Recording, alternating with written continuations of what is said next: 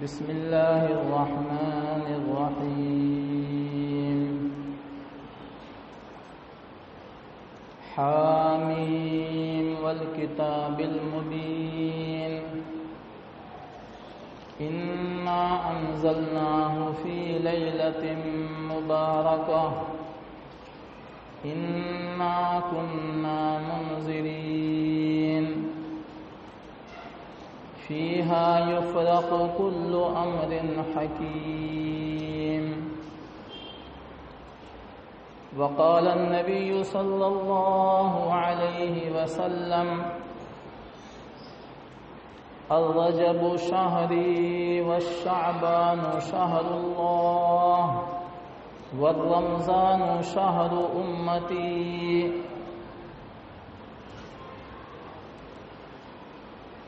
محترم بزرگوں اور دوستوں،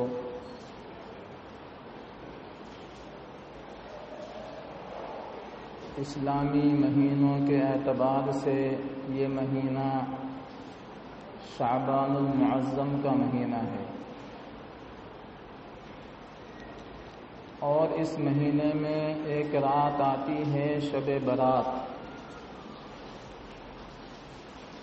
قرآن شریف میں اللہ تبارک و تعالی نے اس رات کے تعلق سے بیان فرمایا، حامیم والکتاب المبین، قسم ہے کھلی ہوئی کتاب کی، یعنی اللہ تبارک و تعالی نے سب سے پہلے تو قسم کھائی، اور کس کی قسم کھائی؟ قرآن شریف کی۔ حامیم والکتاب المبین، قسم ہے کھلی ہوئی کتاب کی، انا انزلناہ فی لیلۃ مبارکہ، ہم نے اس قرآن شریف کو مبارک رات میں نازل فرمایا۔ انا کنا منذرین، اور ہم ہی ڈرانے والے ہیں۔ فیہا یفرق کل امر حکیم، ہم اس رات میں ایک بہترین فیصلہ فرماتے ہیں، یعنی حکمت کے مطابق فیصلے فرماتے ہیں۔ یہ تو آیات کا ترجمہ ہوا۔ اس کی تفسیر میں علماء مفسرین یہ بیان فرماتے ہیں کہ اس آیت شریفہ کے اندر جو لیلۃ مبارکہ یعنی مبارک رات کا تذکرہ فرمایا ہے، اس سے مراد شب برات ہے۔ بہرحال شب برات یہ نجات والی رات ہے، مغفرت والی رات ہے، اور شب برات کے تعلق سے آتا ہے کہ انبیاء کرام علیہ الصلاۃ والسلام بھی اس رات میں عبادت فرماتے تھے۔ شعبان کے مہینے میں ہے، شعبان کے تعلق سے جناب نبی پاک صلی اللہ علیہ وسلم نے ارشاد فرمایا، الشعبان شہری، کہ شعبان تو میرا مہینہ ہے۔ اور ایک حدیث میں 3 مہینوں کے تعلق سے جناب نبی پاک صلی اللہ علیہ وسلم نے بیان فرمایا، فرماتے ہیں اللہ کے نبی صلی اللہ علیہ وسلم، الرجب شہری والشعبان شہر اللہ والرمضان شہر امتی۔ اس حدیث پاک کا ترجمہ یہ ہے، اللہ کے نبی صلی اللہ علیہ وسلم نے ارشاد فرمایا کہ رجب تو میرا مہینہ ہے، اور شعبان یہ اللہ تبارک و تعالی کا مہینہ ہے، اور رمضان یہ میری امت کا مہینہ ہے۔ یعنی رمضان شریف میں میری امت بہت زیادہ عبادت کرے گی، اپنے گناہوں کی بخشش کرائے گی، اس لیے اللہ کے نبی صلی اللہ علیہ وسلم نے ارشاد فرمایا کہ رمضان میری امت کا مہینہ ہے اور شعبان میرا مہینہ ہے۔ تو معلوم ہوا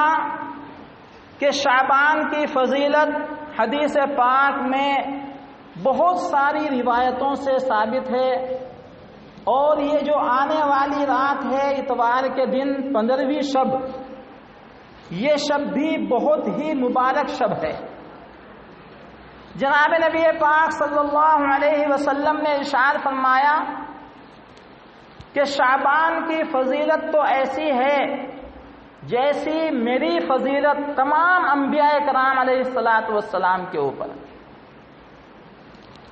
1,24,000 انبیاء کرام علیہ السلام تشریف لائے اس دنیا کے اندر، لیکن آپ کو معلوم ہونا چاہیے کہ سارے نبیوں کے سردار ہمارے نبی حضرت محمد عربی صلی اللہ علیہ وسلم، اور اللہ کے نبی صلی اللہ علیہ وسلم بیان فرماتے ہیں کہ جیسی فضیلت میری ہے ساری نبیوں کے اوپر، یعنی سارے نبی ایک طرف اور میں ایک طرف، سارے نبیوں کا جو درجہ ہے وہ ایک طرف ہے، لیکن میرا درجہ سارے نبیوں کے اوپر بڑھا ہوا ہے۔ تو ایسے ہی اس مہینے کا درجہ بڑھا ہوا ہے سارے مہینوں کے اوپر،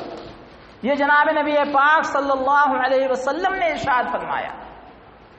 اور پھر فرمایا کہ رمضان کی فضیلت ایسی ہے کہ جیسی فضیلت اللہ تبارک و تعالیٰ کی ہے ساری کائنات کے اوپر، ساری کائنات یعنی ساری دنیا، اور دنیا کے اندر فرشتے بھی ہیں، دنیا کے اندر آسمان بھی ہے، زمین بھی ہے، دنیا کے اندر آسمان اور زمین کے درمیان بہت ساری چیزیں بھی ہیں، لیکن یہ ساری کائنات، یہ ساری دنیا جس طریقے سے اس دنیا کے اوپر اللہ تبارک و تعالیٰ کی فضیلت ہے، تو اسی طریقے سے رمضان کی فضیلت ہے سارے مہینوں کے اوپر۔ یہ حضور پاک صلی اللہ علیہ وسلم کے فرمودات۔ تو ہمیں معلوم ہوا کہ شعبان کا مہینہ اور شعبان میں آنے والی جو یہ رات ہے، اس رات کی بہت بڑی فضیلت صحابہ کرام کے دور سے، انبیاء کرام علیہ السلام کے دور سے چلی آ رہی، لیکن ہم مسلمان اس رات کے اندر کیا کرتے ہیں؟ ہم مسلمانوں کی بہت ساری خامیاں ہیں، اور وہ خامیاں یہ ہیں کہ پورے سال مسجد میں نہیں آتے، پورے سال نماز روزہ نہیں کرتے، صرف ایک رات کے اندر آ کر کے اللہ تبارک و تعالیٰ کے سامنے سجدہ ریز ہو جاتے ہیں۔ میرے محترم حضرات، یہ بات ٹھیک نہیں ہے۔ اللہ تبارک و تعالیٰ یہ مخصوص راتیں جو بھیجتے ہیں، یہ ایک سیزن کی طرح بھیجتے ہیں، یعنی ہم نے پورے سال اللہ تبارک و تعالیٰ کی عبادت کی، لیکن ان عبادتوں کے اندر جو نقص آ گیا ہے، ان عبادتوں کے اندر جو کمیاں رہ گئی ہیں، جو خامیاں رہ گئی ہیں، ان خامیوں کو اور ان عبادتوں کے اندر جو گناہ ہوئے ہیں، یا پورے سال 11 مہینے تک جو گناہ ہوئے ہیں، ہم ان گناہوں کو اس رات کے اندر دھو لیں اور اللہ تبارک و تعالیٰ سے اپنے گناہوں کی مغفرت فرما لیں، اپنے گناہوں کو بخشوانے کی کوشش کریں۔ یہ راتیں اور یہ مخصوص عبادت والی راتیں اس لیے آتی ہیں، یہ اس لیے نہیں آتی کہ پورے سال انسان غائب ہے اور پورے سال اللہ تبارک و تعالیٰ کے سامنے سجدہ ریز نہیں ہوتا ہے، اور صرف ایک رات کے اندر اللہ تبارک و تعالیٰ کے سامنے سجدہ ریز ہوتا ہے، تو یہ اللہ تبارک و تعالیٰ کو یہ چیز پسند نہیں آتی۔ جناب نبی پاک صلی اللہ علیہ وسلم فرماتے ہیں حضرت عائشہ جو حضور پاک صلی اللہ علیہ وسلم کی زوجہ محترمہ ہیں اور ہم سب کی ماں ہیں، امہات المومنین میں سے ہیں، وہ فرماتی ہیں کہ ایک رات میرے حجرے کے اندر جناب نبی پاک صلی اللہ علیہ وسلم سوئے ہوئے تھے۔ اچانک میری آنکھ کھلی رات میں تو میں نے دیکھا کہ جناب نبی پاک صلی اللہ علیہ وسلم میرے حجرے کے اندر نہیں ہیں۔ اندھیرا تھا، میں نے ٹٹولا، ادھر ہاتھ رکھا ادھر ہاتھ رکھا، لیکن کہیں بھی جناب نبی پاک صلی اللہ علیہ وسلم نہیں ملے۔ پھر میں حجرے سے باہر نکلی اور حجرے سے باہر نکل کر کے دیگر ازواج مطہرات کے گھروں کے اندر گئی کہ کہیں ایسا تو نہیں ہے کہ حضور پاک صلی اللہ علیہ وسلم دوسری بیوی کے پاس چلے گئے ہوں، اور حالانکہ آج کی جو باری ہے وہ میری ہے۔ تو میں نے تلاش کیا، لیکن جناب نبی پاک صلی اللہ علیہ وسلم کہیں بھی نہیں ملے۔ پھر حضرت عائشہ فرماتی ہیں کہ میں پھر جنت البقیع کے اندر تشریف لے گئی اور وہاں پر دیکھا کہ جناب نبی پاک صلی اللہ علیہ وسلم سجدے کے اندر سجدہ ریز ہیں، زمین کے اوپر پیشانی ٹیکے ہوئے ہیں اور سجدے کے اندر پڑے ہوئے ہیں۔ میں نے غور سے سنا، کان لگا کر کے سنا کہ جناب نبی پاک صلی اللہ علیہ وسلم سجدے کے اندر کیا مانگ رہے ہیں اللہ تبارک و تعالی سے۔ تو میں نے سنا کہ حضور پاک صلی اللہ علیہ وسلم سجدے کے اندر روتے ہوئے یہ کہہ رہے ہیں، اے اللہ تبارک و تعالی میری امت کو بخش دے، اے اللہ تبارک و تعالی میری امت کے گناہوں کو معاف فرما دے۔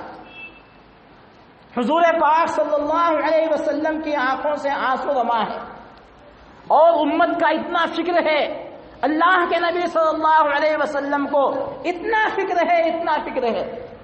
کہ مخصوص رات ہو یا مخصوص کوئی ساعت ہو یا مخصوص کوئی دن ہو،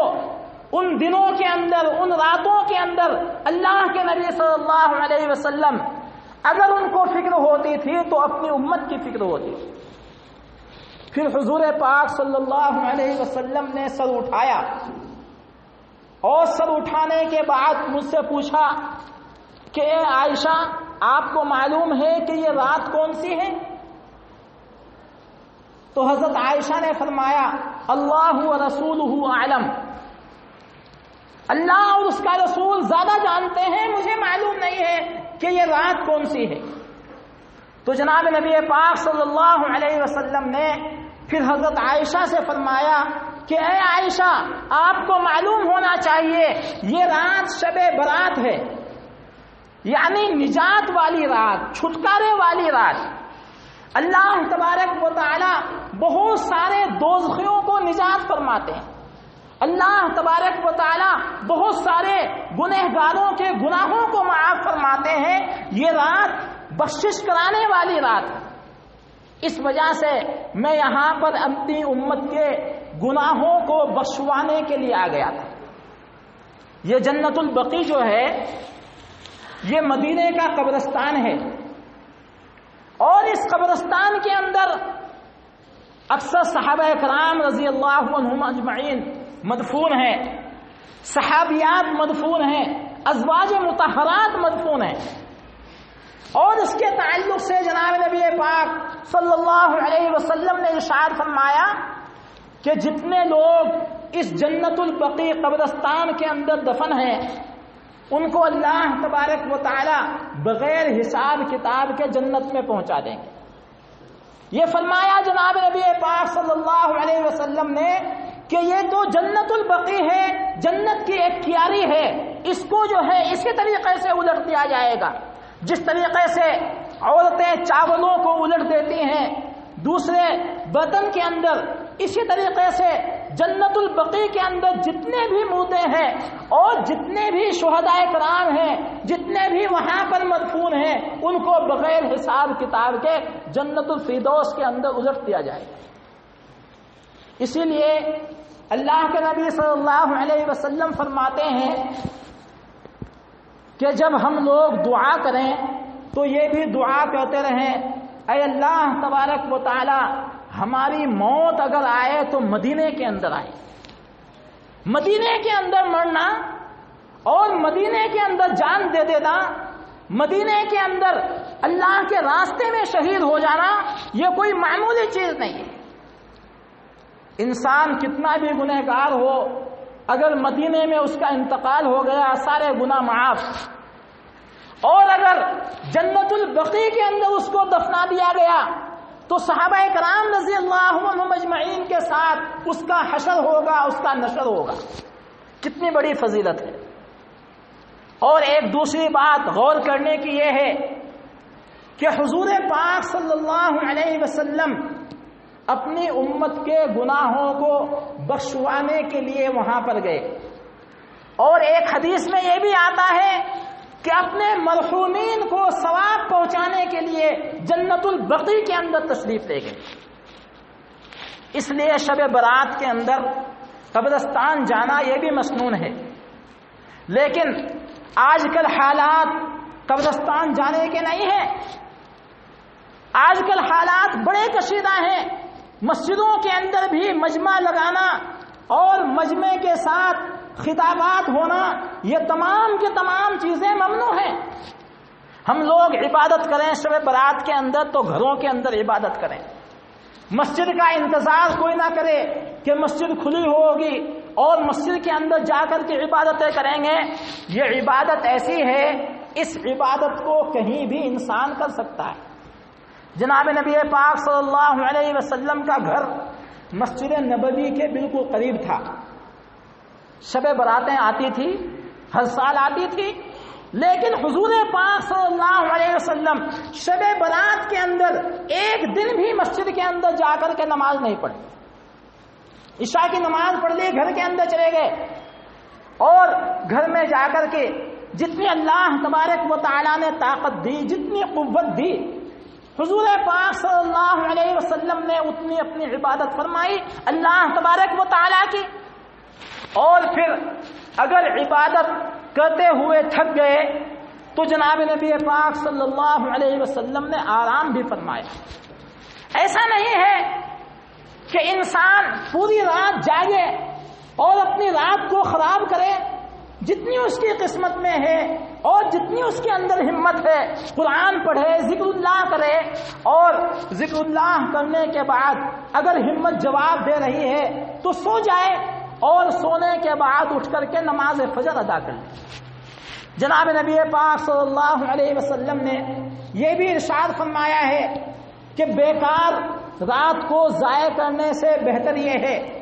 کہ انسان عشاء کی نماز پڑھے، اور عشاء کی نماز پڑھ کر کے سکون کے ساتھ گھر میں جا کر کے سو جائے، بجائے ادھر ادھر پھرنے کے اور عیاشی والی باتیں، تفریح والی باتیں۔ ہمارے نوجوانوں کی حالت شب برات کے اندر دیکھیے، کہیں پر سائیکلنگ کر رہے ہیں، کہیں پر جو ہے ہنسی مذاق کر رہے ہیں، اور اس طریقے سے مکمل رات کو گزار دیتے ہیں، اور گزارنے کے بعد پھر صبح کی نماز پڑھتے ہیں یا نہیں پڑھتے، گھر کے اندر جا کر کے سو جاتے ہیں، اور پھر 9-10 بجے اٹھ کر کے یہ بیان کرتے ہیں، یہ کہتے ہیں کہ ہم پوری رات جاگے۔ آدھا گھنٹہ تلک نگر کے اندر گزارا، اور 1 گھنٹہ شیواجی نگر کے اندر گزارا، اور چند منٹ کے لیے قبرستان کے اندر تشریف لے گئے، اور اس طریقے سے ٹھٹھا مخول کرتے ہوئے، ہنسی مذاق کرتے ہوئے مکمل رات ہم نے گزاری۔ میرے محترم نوجوان اور میرے محترم حضرات، اس رات کو اس طریقے سے گزارنے کی قطعاً ضرورت نہیں ہے۔ حالات بھی کشیدہ ہیں، اور ارباب حکومت نے بھی یہ فیصلہ کیا ہے کہ عبادت گاہوں کے اندر جہاں پر عبادت ہوتی ہیں یعنی مسجدیں ہیں، ان مساجد کے اندر زیادہ تعداد میں نہ جڑا جائے، جلسے جلوس نہ رکھے جائیں، بلکہ اگر عبادتیں ہوں تو اپنے گھروں کے اندر عبادتیں۔ اس لیے آپ حضرات سے میری گزارش ہے کہ مسجد کا کوئی بھی انتظام نہ کرے، بلکہ عشاء کی نماز پڑھنے کے بعد گھر کے اندر چلا جائے، اپنے بیوی بچوں کے ساتھ، اپنے بہن بھائیوں کے ساتھ یاسین پڑھے 3 دفعہ، صلاۃ التسبیح پڑھے، اسی طریقے سے دیگر نوافل کی نماز پڑھے اور قرآن شریف پڑھے۔ اس کی بہت بڑی تاکید آئی ہے۔ اللہ کے نبی صلی اللہ علیہ وسلم نے کوئی مخصوص عبادت اس رات کی نہیں بتائی کہ یہی عبادت کرنا ہے، صلاۃ التسبیح ہی پڑھنا ہے یا صلاۃ الحاجت ہی پڑھنا ہے۔ آپ کی مرضی ہے، کوئی سی بھی عبادت آپ اس رات کے اندر کر سکتے ہیں۔ حضور پاک صلی اللہ علیہ وسلم نے ساری عبادتوں کے لیے جواز قرار دیا۔ اس لیے میرے محترم بزرگوں اور دوستوں، اتوار کے دن 15 شعبان ہے اور اس کے بعد یعنی اتوار کا دن ختم ہونے کے بعد جو رات آتی ہے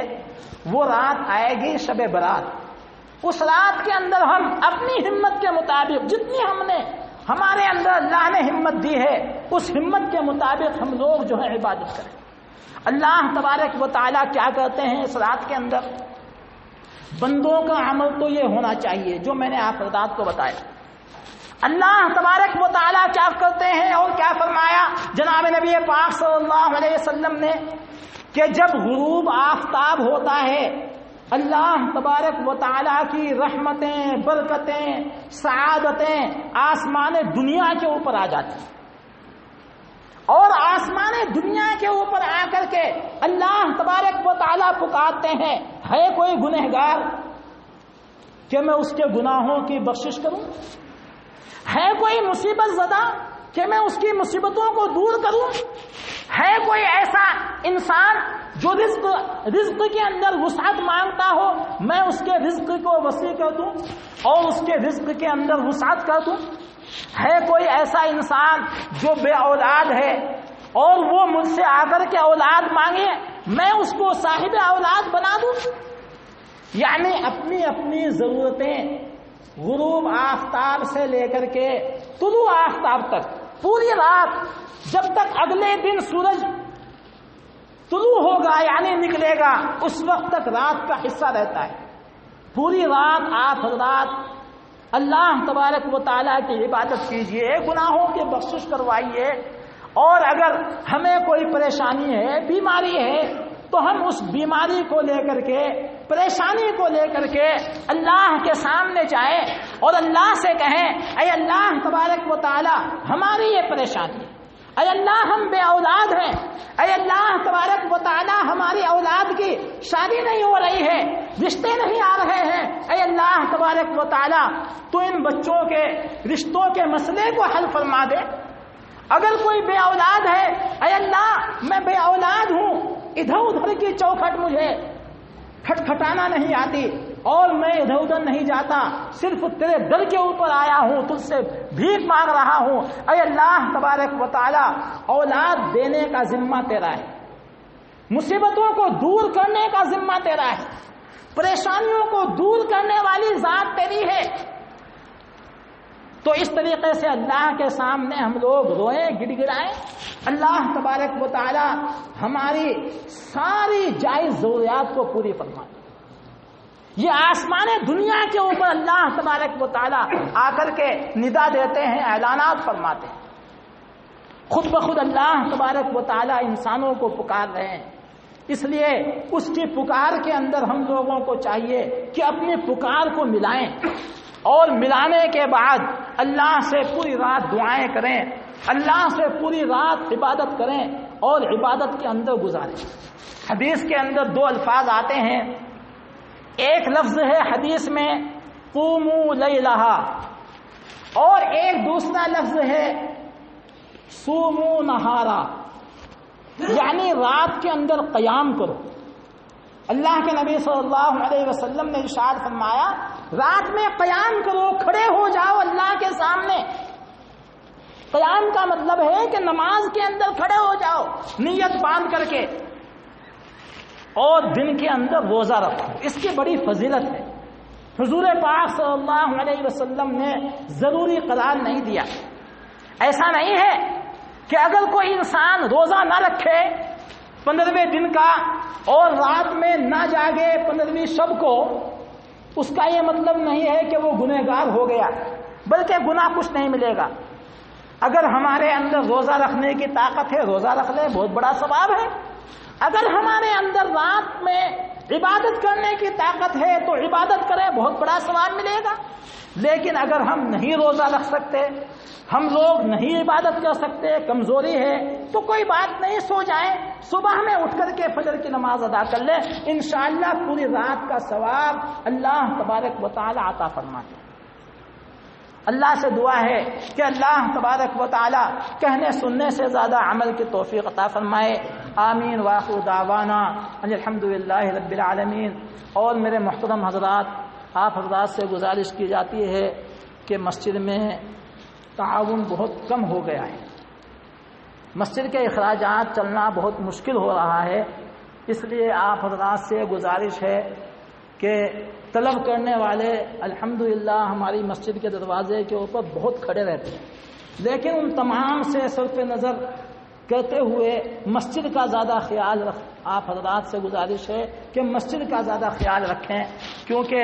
मस्जिद का एक निज़ाम है, वो निज़ाम चलना है। करंट की बिल है, पानी की बिल है, तनख्वाहों का मसला है, और आप हज़रात की मस्जिद है, इसमें आप हज़रात से गुजारिश की जाती है कि हत्तल इम्कान ज़्यादा से ज़्यादा हिम्मत के मुताबिक आप हज़रात मस्जिद का ताउन फरमाएँ। मस्जिद के लिए 2 साहब खड़े हो जाते हैं झोली पसार करके, उस झोली के अंदर आप हज़रात ज़्यादा से ज़्यादा ताउन फरमाएँ। अल्लाह तबारक व तआला अमल की तौफीक अता फरमाए, आपके देने को कबूल फरमाए और आपकी कमाइयों में बरकतें अता फरमाए, रिज़्क़ हलाल अता फरमाए, बीमारियों से और परेशानियों से अल्लाह तबारक व तआला निजात अता फरमाए। आमीन व आखिर दावाना अल्हम्दुलिल्लाहि रब्बिल आलमीन।